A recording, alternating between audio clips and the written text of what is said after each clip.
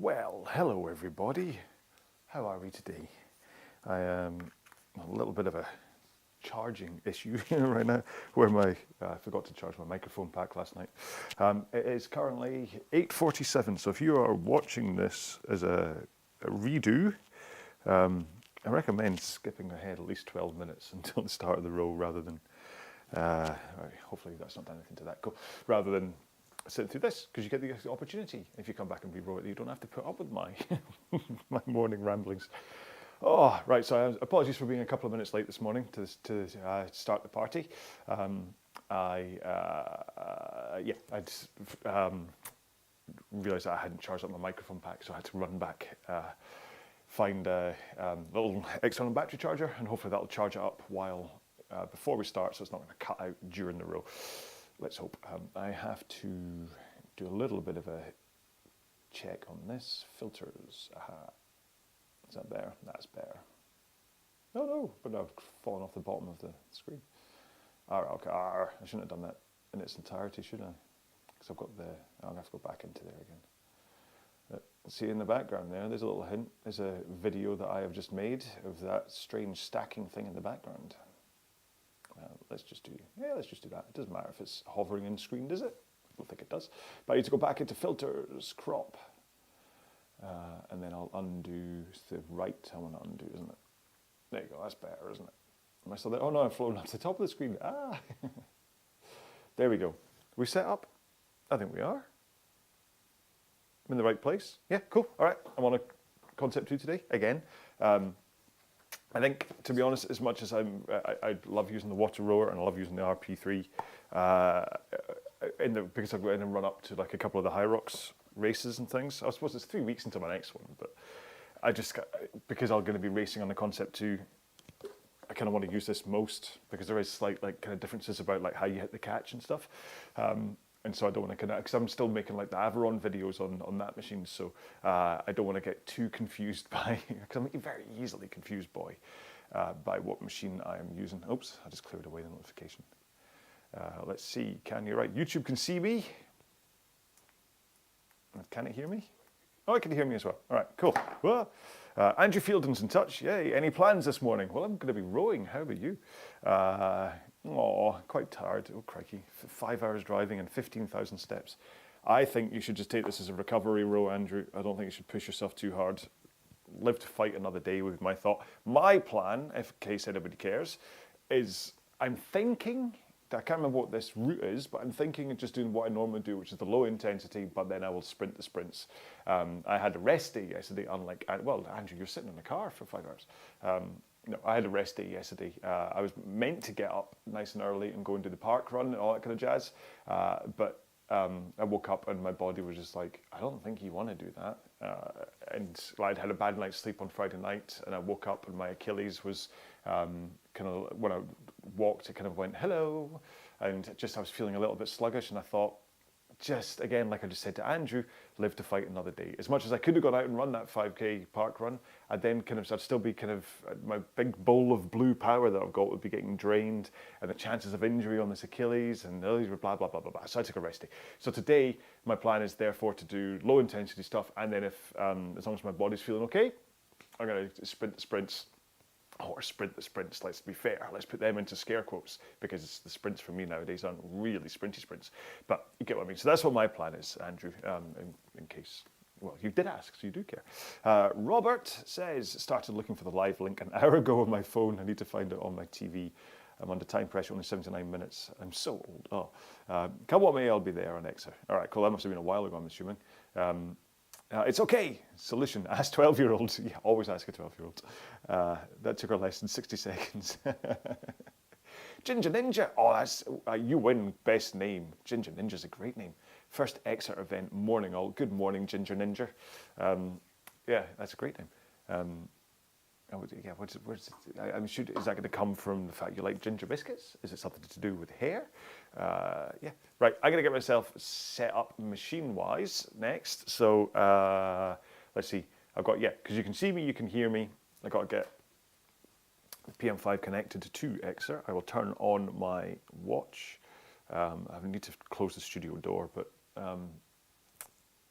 I'm going to just do this first. Hang on, where am I? Row indoor on my watch. Right. That's going. And then I need to, where's Xer? Connect your rower. There you go, nice and quick. And I'm going to, when it comes up and it'll ask me, do I want rower data or Xer split? I'm going to continue just using rower data. If you didn't know, right, so the screen that's about to pop up, if you are using the Xer app, and when this screen comes up, quite a lot of people get in touch and say, oh, why is it that my speed isn't the same as my PM5? Chances are it's this screen that's causing the problem, all right?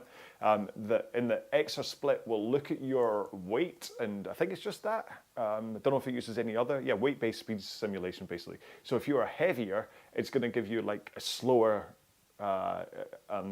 pace because you're heavier. If you're lighter, it's going to... So it's not your absolute raw rower data. Now, Andrew Fielden has commented, we should just do a slideshow. You should have a little screen as well. It said it's fat tax. So basically, if you're carrying a little bit too much weight, then it makes you go slower. So that is probably why, when you're using Xer and you're seeing like 210 on your PM5, but you're seeing 215 on Xer, that's likely to be why. All right. So that's why I'm going to stick with rower data. Thank you very much. Connect heart rate monitor. It should see my, no, that's my iPhone. Is it going to see there we go. There you go. Where we got? Right, we've got 6 minutes into the start currently. Yeah, I'm assuming that the time on my Mac is correct. Another thing I didn't charge up this morning, so that's plugged in too. Didn't have a very good charging day. Let's go with a rise and row with RowAlong. My daughter Holly just constantly makes fun of my RowAlong voice. She comes in and goes, "Hi there, it's Holly, ready for another breakfast." But I mean, if you didn't know, I've got 5 minutes, cool, good. I make TV programs. For my day job is to make TV programs. They're mostly, it's either like kind of big sciencey documentaries or they're observation documentaries. Like right now I'm working on a program called This Farming Life. Been doing that for years, I love working on it. What we do is in the edit, because I'm the editor, so I get all the footage in and I kind of put it together and line it up and go, oh, this is them talking, whatever. But in a program that has voiceover on it, where today on the farm, so-and-so is dealing with sheep and whatever. Obviously, you don't pay the main voiceover artist to come in and sit next to you the whole time. Sometimes I record the voiceover. Sometimes the edit producer that I work with, they do the voiceover, so they write it and they kind of say, basically, I've been doing this for long enough that you kind of go, or you need to sell that voice. Even as in the edit suite, when you're kind of doing your temp voiceover, you still need to sell it. You can't just kind of go in Dumfries, Nick and Steve, because no one wants to, even when I'm trying to send that to the commissioners, they don't want to hear it because it sounds like it's bored. It's bored. So I just make sure you can say in Dornoch. Although I do a great Gogglebox impression, I go in Dornoch. Brian and Martin in Bristol. Anyway, that's what I'm saying. So, as a result for that, but also is that you need to kind of enjoy what's kind of coming into your ears. From what I tend to kind of be like, "Hi there, welcome to RowAlong." You know that's not how I talk. I don't Andrew will attest to that. When I saw him in Disney, I didn't go, "Hi there, Andrew, welcome to my family." I had a proper conversation, but it's like the TV thing. So I need to go close my studio door. Big rolling shutter door, but you can still hear me. Just make sure. Oh, come on. Oh. There we go. All the way down. Big heavy door stops any nasty people getting in. Yeah. So, what I like. Is it Robert Cordier? Is it Roger? I can't remember what your first name is. Sorry, sir. But I like your pink setup. Get up there. Who else do we recognise? Anybody else on the river? Not from the names point of view. There's a good bunch of people in RowAlong kit, though. I do like that. That's nice. Now you have to remind me before we get started. By the way, we've got less than 3 minutes to go. You have to remind me to take the battery pack off my mic pack. The other thing is that. Hopefully enough people are going to be on now that there's not really going to get more viewers. But this microphone pack, I've had to buy a new one because it's been crackling on me. Don't know what's happening. There must be like a dry connection somewhere. But I was recording a video yesterday, actually reviewing that rowing machine, and the microphone pack just kept on crackling on me. So apologies today if during the row it starts to crackle. I'm not going to know about it because I don't row with headphones on to listen back to me. It's bad enough talking this stuff, let alone listening back to what I'm saying. Right, I'm going to take my battery pack off. Thank you for reminding me. Hopefully the microphone is charged up enough. Where should I put it? Let's put it down there. Who messaged that down? Sound is fine. Yeah, but it might just start crackling. It's usually when I start moving, something happens. Like I bought a new, like the actual, Han Solo. I bought a new actual like microphone, the little kind of the lavalier, yeah, microphone. I bought a new one of them, thinking that was the problem. It wasn't. Unfortunately, it was the actual pack itself that was a problem. But thankfully, thank you to all the lovely patron people. I had money sitting in my account that I was able to buy a new one for.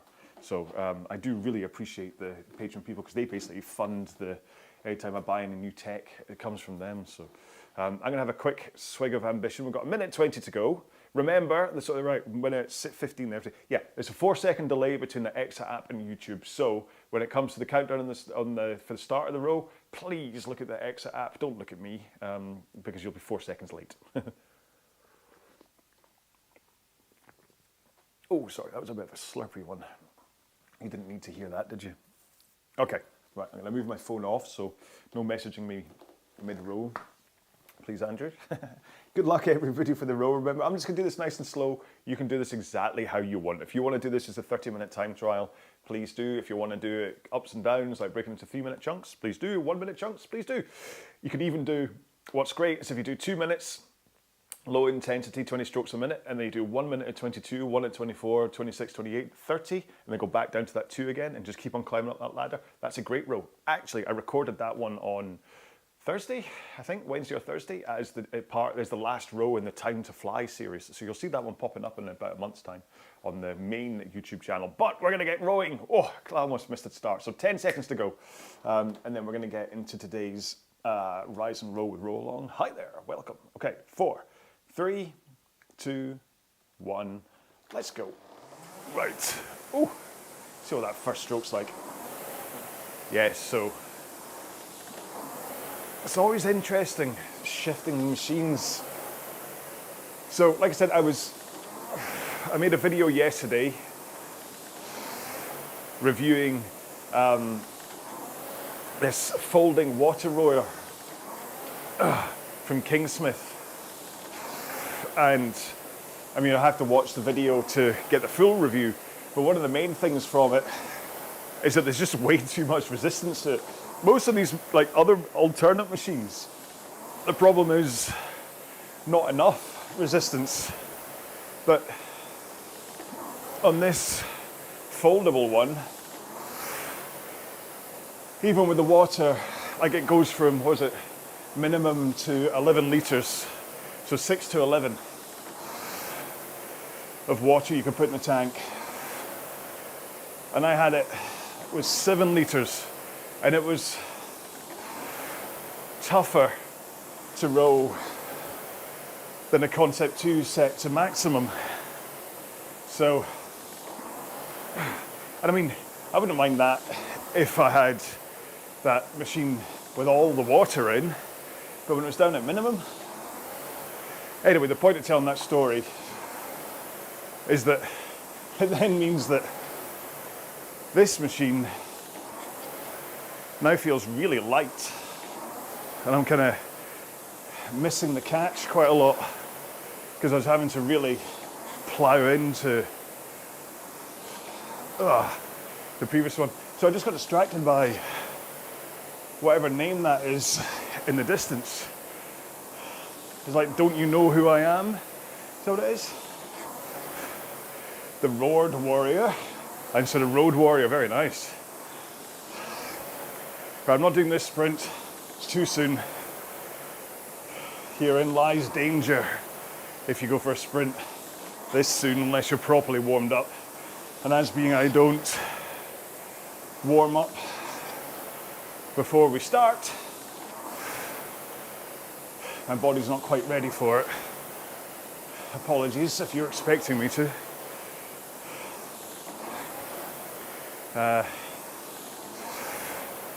Oh, I can't see.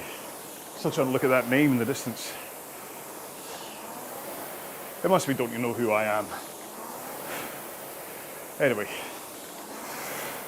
so as we come up to the 3-minute mark, hopefully your body is starting to ease off nicely. Heart rate is possibly climbing. Yeah, I'm 122 already, which is just dipping into zone 3 heart rate.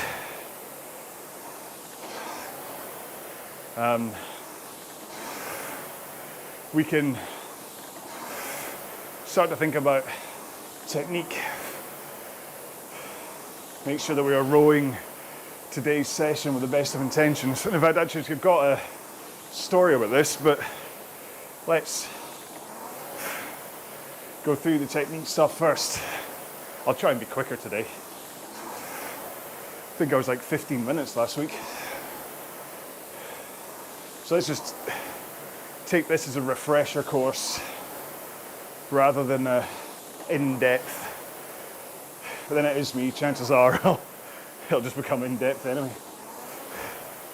Well, it's just you know. It's not don't you know. You know who I am. Okay. I don't think I do. So, technique I find is best started your thought process from the back of the stroke, because that's where you reset, ready for the next one. So as the handle comes in, and hey, I've just hit 1,000 kilometers on Exer. As the handle comes in, that's your reset point.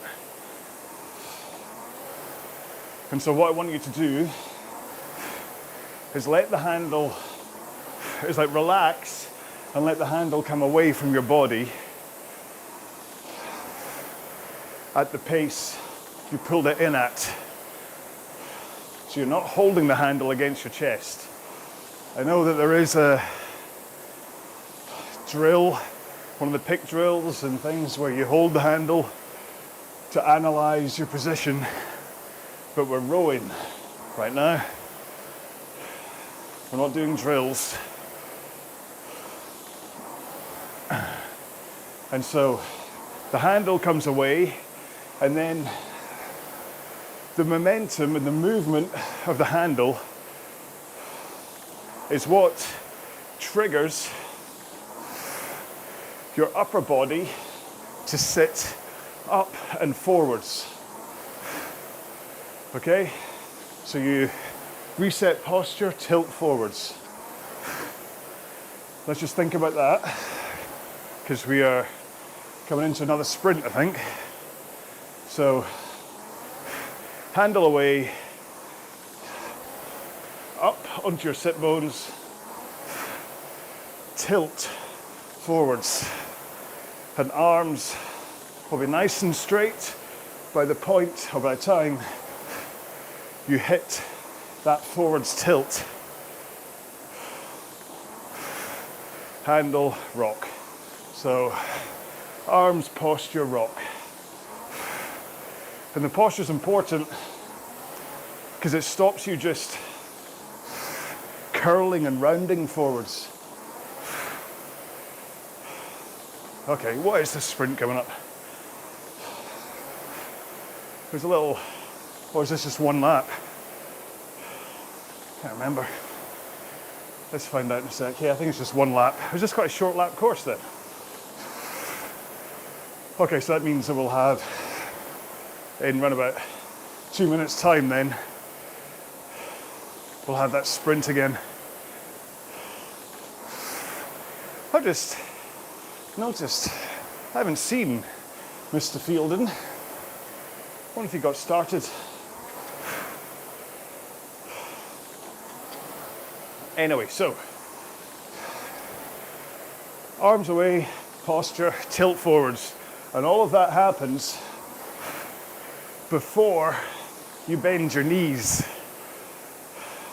So I want you in the right position with your arms and back before you start actually sliding to the front. And that's where consistency comes from. If you can make sure to be in this position before you slide each time, then you are more likely to hit the catch, the position at the front of the machine, in the same position each time. There's other things like you want to make sure your shoulders are relaxed, handle is at a nice neutral height, but arms away, posture, rock forwards is the most important part of that. And then you slide only until shins are vertical. Try not to go past, as that's when your backside is in danger of escaping from underneath you. And if you can't quite get to shins vertical, then you're losing leg drive. Okay, sprint coming up. 2 more strokes. 1 more. 100 meters, here we go.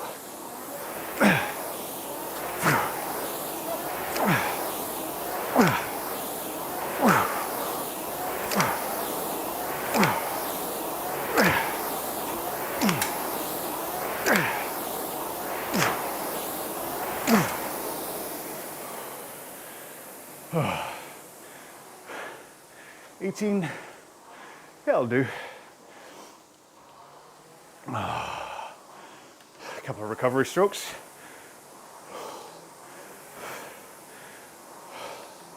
Ooh. Then right back into it. My forearms still haven't settled down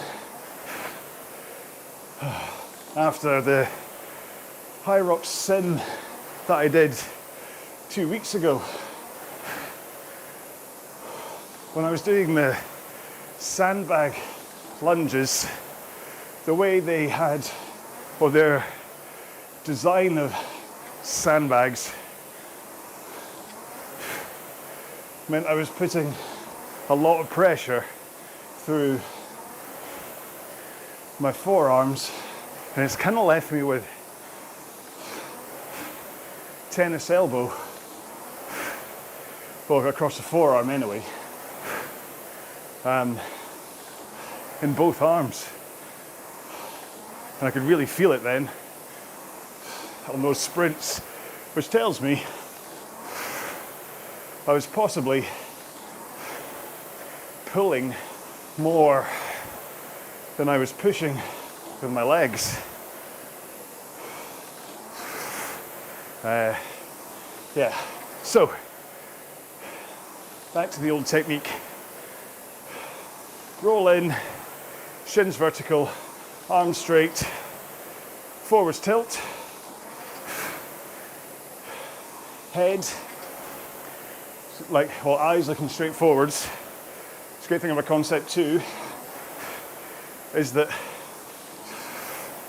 the monitor will tend to be around about eye height. So if you just keep your gaze on the monitor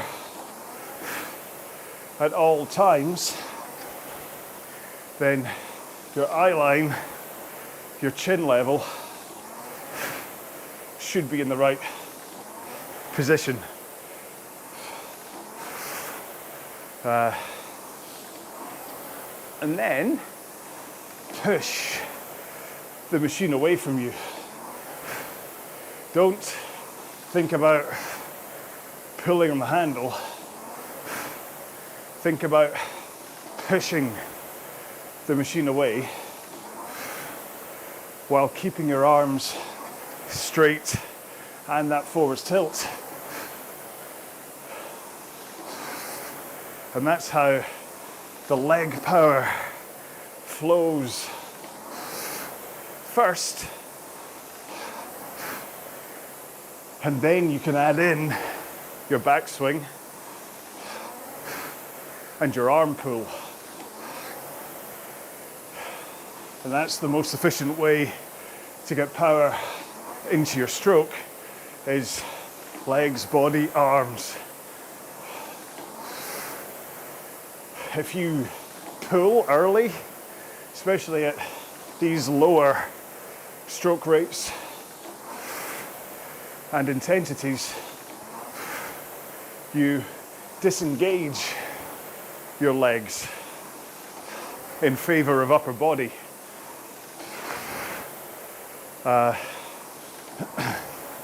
And your legs are fitter.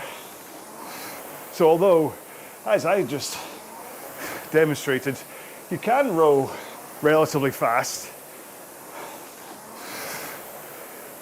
if you have an early pull, your upper body will tire out really quick rowing that way. So short rows, hundreds meters, 1 minute, 500 meters, you can get away with an early arm pull, maybe even a 1K. But the longer you get, the more you get found out. And so there's all these high rocks and CrossFit monsters who can row 500 meters in 1 minute 20, but they can barely get under 20 minutes for a 5K because they don't have the efficiency of rowing. And you'd argue that they don't care, especially for high rocks, because it's only a 1K row in the event. But it's kind of like doing a deadlift wrong and saying, I can still lift the weight. If you want to get better at deadlifts, you use the right technique. That way you can lift more weight. And if you do get to a competition with a standard weight, you're going to be better at it because you can do more. That makes sense, doesn't it? Whew. There's a sprint coming up again.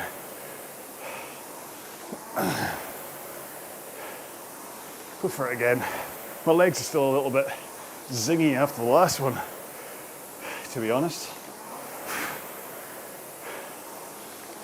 So yeah, remember, power, legs first. Try and hold that forwards tilt if you can. Definitely hold arms straight until the back. Try and work on that as we go through the next sprint. That was a guidance to me. You can listen if you want, but okay. In 3, 2, 1. Here we go.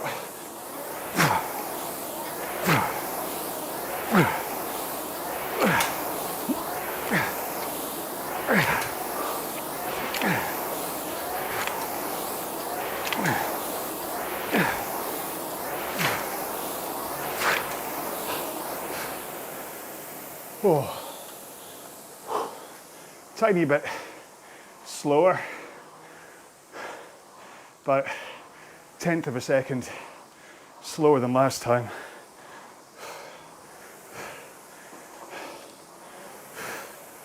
Couple of easy strokes, and then we'll work back up to cruising speed. And then the last thing to really unpack is just how you pull the handle in.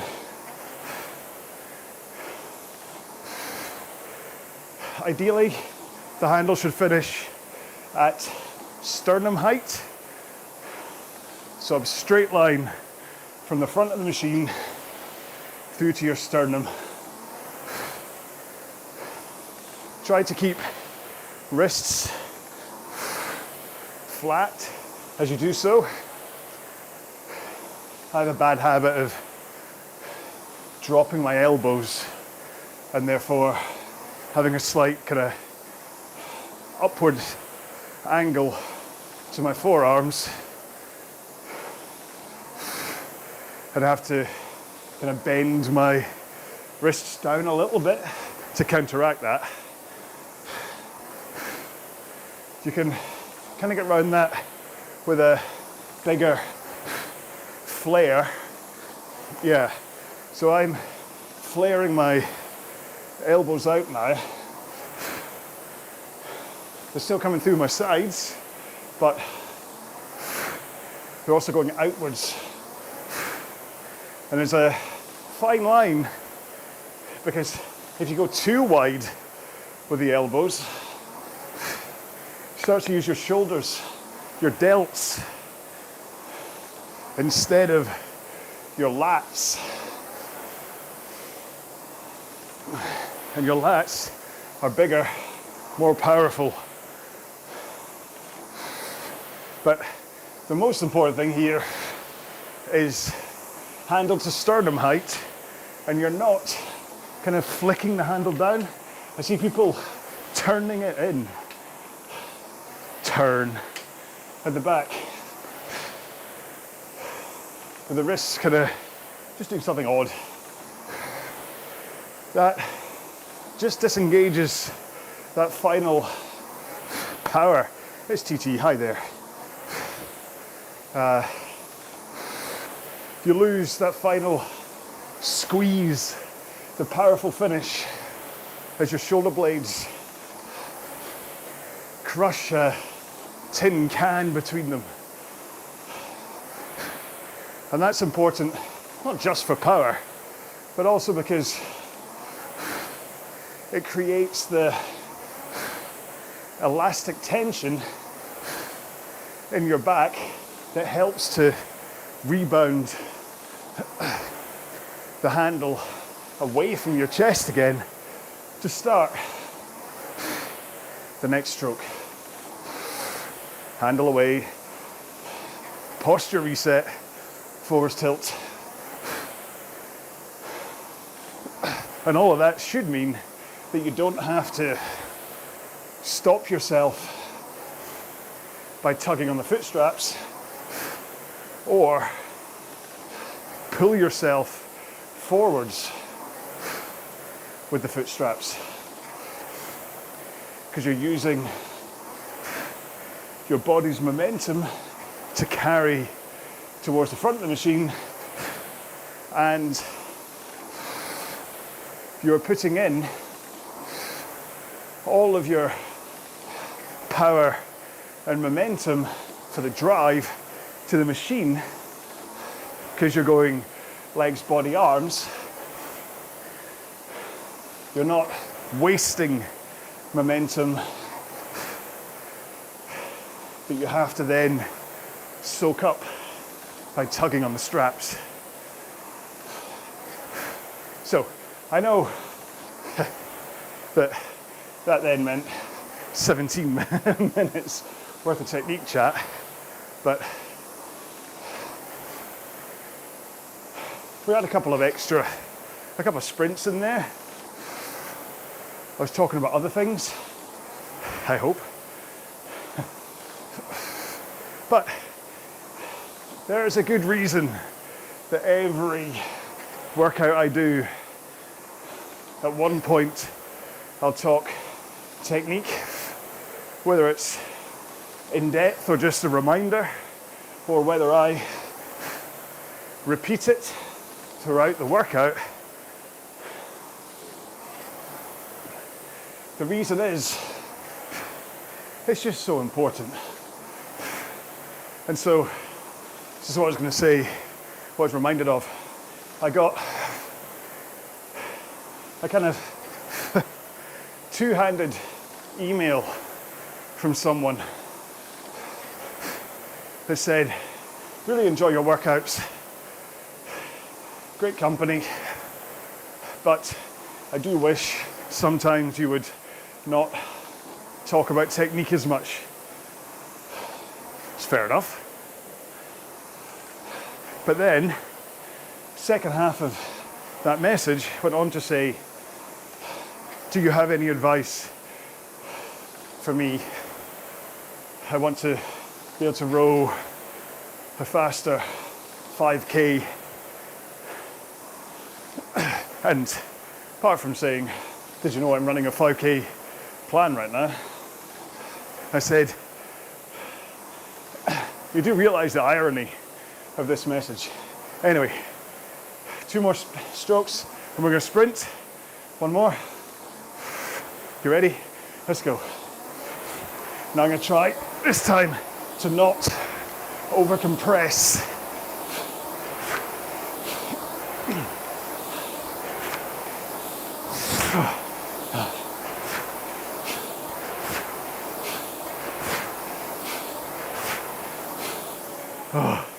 Which gave me a much slower result. Oh well.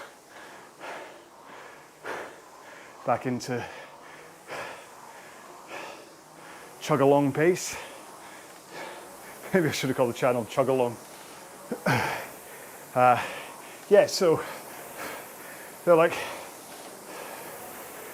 you talk about technique all the time. How do I get faster? And I'm like, you get faster usually by improving your technique. Now this was someone who was rowing a 25-minute 5K. So that's 2:30 pace. And they were doing it at 28 strokes a minute. Now, I'm not going to overly generalize here because I know people have different strengths, fitness, power, but with all the details this guy gave me, 28 strokes a minute, and he wants to be faster than 2 minutes 30 pace, kind of rang alarm bells that it was about technique. So that's where the problem lay and why I couldn't get quicker. So I kind of just said, well, I know I talk technique all the time, but do you listen?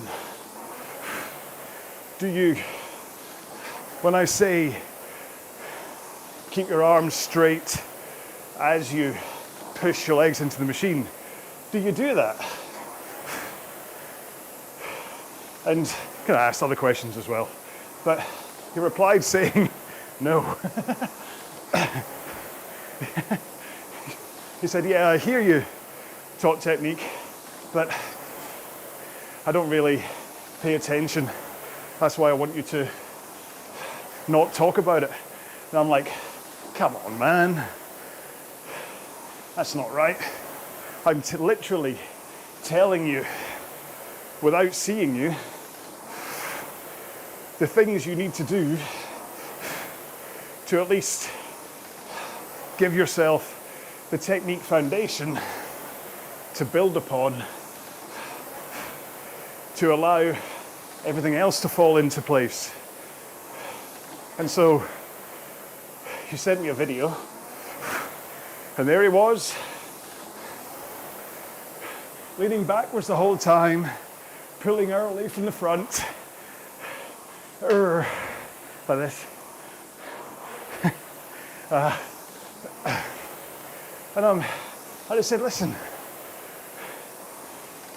next time you're doing one of my row-alongs and I talk technique, listen to what I'm saying, do the things I'm saying, and you'll improve. Next email comes back. I did what you said. improved posture, straight arms, push with the legs. I was able to go faster, but only for 1 minute.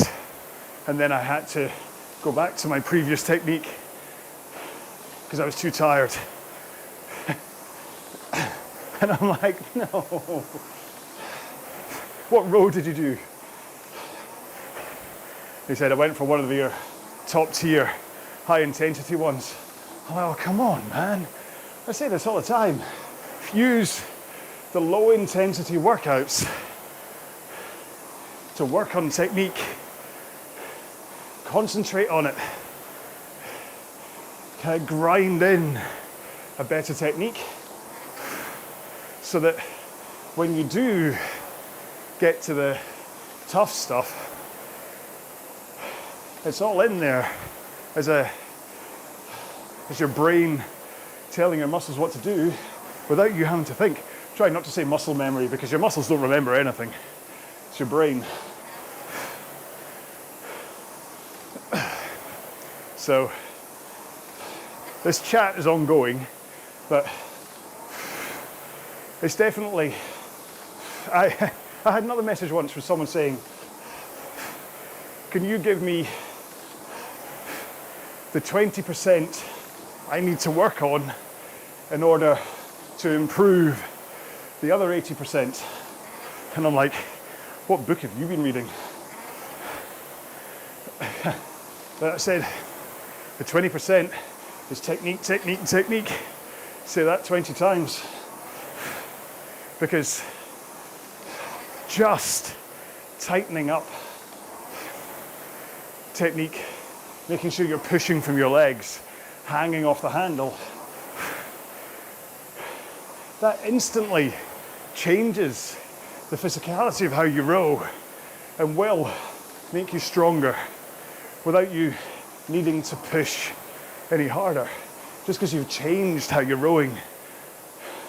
Because it might feel weird, all done. It might feel weird when you change your technique, but it's just because it's different.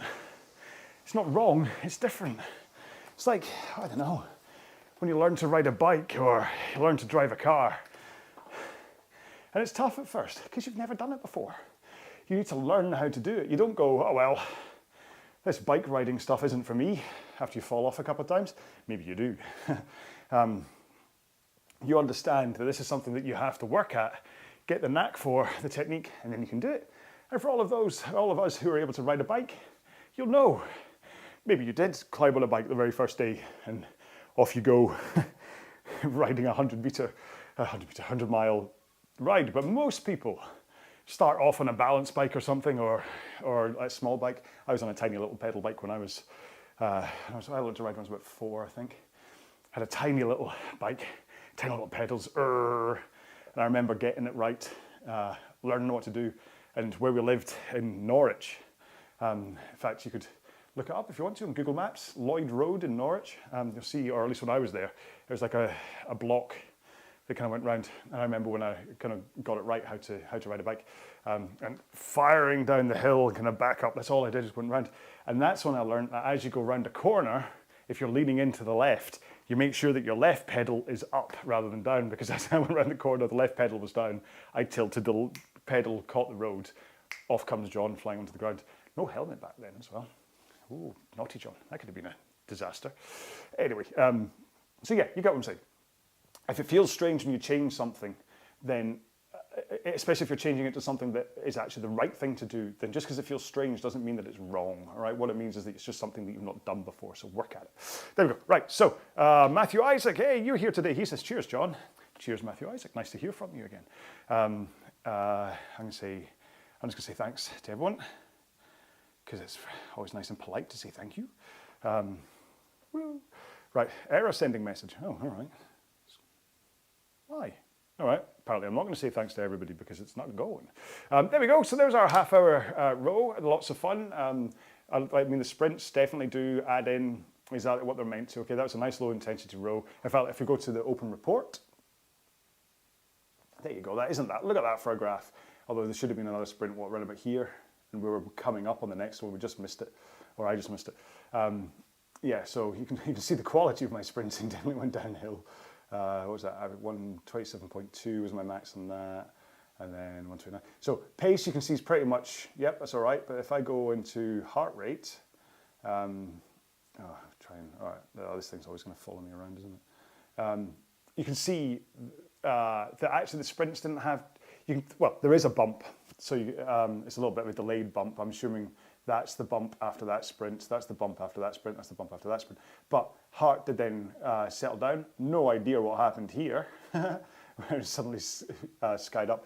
But those little sprints, I kept it an average across the entire thing of 124, but had those little 20-second bursts, which, it's got a buzz. Was that Andrew? Andrew, you didn't ought to do that. you didn't ought to do that. You got a light, boy, especially Norfolk. I joined, started rowing, nothing happened. Oh, well, I hope you carried on rowing. Didn't you just stop? Right, anyway, where was I with my story? Yeah, so you can see, you didn't ought to do that. What was the other thing? You got a light, boy? That's what I used to say. I got the very first day when I moved up to Scotland, because I moved up here when I was 4 or 5. It's quite soon after I learned how to ride a bike, to be honest. Maybe that's why I can say that. It's Caroline's from, his wife is from Norfolk, so you can say that. I should just have a little chat thing up here, and you can all take care. And I was wanting to do a quick outro today, but I'm telling stories now. Yeah, so when I moved up to Glasgow from Norwich, first day of school, so I'm in there, I'm like, hello there, my name's John. I used to live in Norwich. I'm now up here in Glasgow. That's bad accent there. But anyway, one boy took offence to me being English, chased me home, and I kind of run again, go out of the house, so I climb the door. He's banging on the door. Mum opens the door and says, hello. And Mum had a very polite accent, hello. And Michael Harrington was his name. Going, see him! Or, sorry, see him! He's English! And she's like, I know. and off he trotted. Became good friends with Michael Harrington. He lived just down the road. Yeah, he moved away at one point to England, ironically. So, right, what we got from, I'll do a couple of shout outs to people that said hi. Chris Run Ride Row. Chris Run Ride Row, did you possibly give me a friend request? Someone with a Run Ride Row has, or that kind of thing, has done a Facebook friend request, and I haven't accepted because I didn't know who it was. If it was you, say yes and I'll accept. Robert says, that's lovely. Good. Forgotten how good these events are since on the water 4 months ago. Yep. I mean, it's nice to see people coming back off on the water stuff. It's great to see you, have you back. Hopefully we'll have a nice season together for the indoor side of things. Arthur Guinness says something. Was with you, but Exo was on the naughty step. I did wonder where you were, big guy. Or skinny guy now. What was I saying? Robert. Oh yeah, indoor, outdoor. So it's great to see people coming back. Don't know what our end result was for people. I think I saw 60 something at one point. If I go keep rowing, does it tell me? 64, there we go. Right, open report. Right, I'm gonna stop rowing. I'll let all that stuff go up. Thank you very much for coming. So hey, another lovely Sunday morning. Hope you have a great day ahead. What have I got to do? I have to edit the video that I made about that folding WaterRower. I have, the in-laws are coming around. It's gonna be quite nice, gonna see them. Then a little bit of high rocks trading this evening, cook a nice dinner, time for bed, work tomorrow. What happened to the weekend, eh? This is after I had a really bad day yesterday. I won't go into details, but let's just say there's now a new place in hell, as far as I'm concerned, for people who don't clean up their dog mess off the street. I had a bit of a incident, let's say, yesterday while in Glasgow. Very not a nice incident, let's say. So yeah, there's a place in hell for that kind of people. Everyone just be less selfish, all right? For everything else that's going on in the world right now, if we can be less selfish, think about those around us and not just ourselves, maybe this world will survive. That's as political as I'm going to get, especially this week. So everybody, look after yourselves. Have a great week coming. Remember, next week we're going to be into the sunset row with RowAlong, because it will be the 5 o'clock UK time rather than this rather ungodly 9 o'clock in the morning rowing time. But this is fine. Got a whole day ahead of us. So I will see you for that. That will then be the 21st of September, and then the week after that, I think British Rowing then take over. So there won't be the RowAlong, and then the week after that, I'm in Toronto running around in circles doing a high rocks race. So we've got one more proper row along. Then it's going to be like a little bit of a gap of them before it all kind of kicks off again on, I'm guessing what, like the 10th of October or something like that. But anyway, everyone, look after yourselves. Make sure and check out any of the other videos I've got on the main RowAlong channel. Get in touch if you want to. It's a pleasure to always hear from people. And Robert says, so true. Yeah, because it's. Have a great day. I've said that about 8 times, so I'm just going to say goodbye. Make sure to shower, have something to eat, have something to drink, and tell someone you love them. And until the next time we meet, please look after yourselves. Row well, be well, bye-bye.